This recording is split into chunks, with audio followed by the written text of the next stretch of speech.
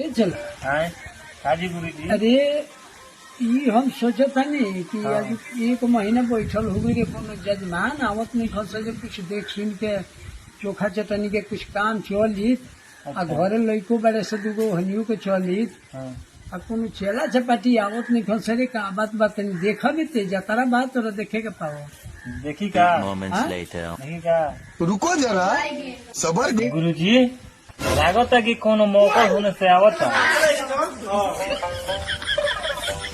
लागत नहीं है बाबा पूछला पूछिया बाबा के दरबार में आ गए तो फूल काम हो गई बचवा एगो बड़ा परेशानी में फंस गइल बानी। ओ बचवा दरबार में ना कहबे तो कौन दरबार में कहबे बचवा देखी ना बाबा 5 साल बियाह कइल भइल हां अभी तक ले कोनो बाल बच्चा ना भइल सन। कोनो उपाय बताई ना। ये बचवा तोर मालिकवा कहाँ रहेला? मलिकवा 5 साल से विदेश बा अभी तक ले ना आई।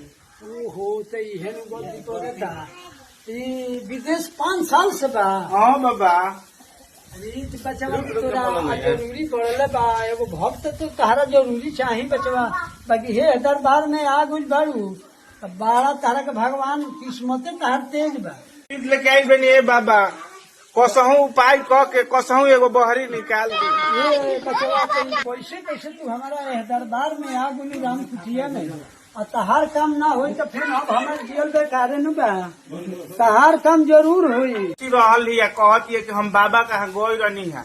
हमरो 5 साल से मरद बाहरे रहत रहल है अच्छा बाकी बाबा कहाँ गई नहीं है नो तो हो गई बाकी रुक गई। ए बच्चा तारा से जे बतिया कहल है न जी बाबा उ साच बात कहल बा उ भगवाने हो तारा खातिर जनी हो की आ धन भाग के तू आ गइलू हमारे दरबार में आ तारा के हम तो कह दिन एगो फूल आ 2-4 दिन के बाद ना होखे नु एक दिन आके हमारे से भेंट कर लियो कुटियावा में हाँ 5 दिन के बाद आके तनी भेंट कर लियो बाबा तारा के आशीर्वाद दे दिए नु कि एकदम तू गदगद हो जाई फिर पूछे के ना ठीक बाबा गोड़ लागत नहीं अब जात नहीं। ठीक बाबा चला जा तार काम हो जाई ठीक बाबा यह उम्मीद लेके आई रहनी है।